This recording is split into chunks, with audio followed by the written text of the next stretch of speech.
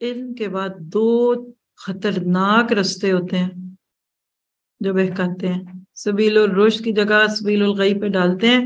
ایک دنیا، حب دنیا، دنیا دنیا، جاب مل گئی، کام کرنا ہے، پیسہ چاہیے، اب گھر سجانا ہے، گھر سنوارنا ہے۔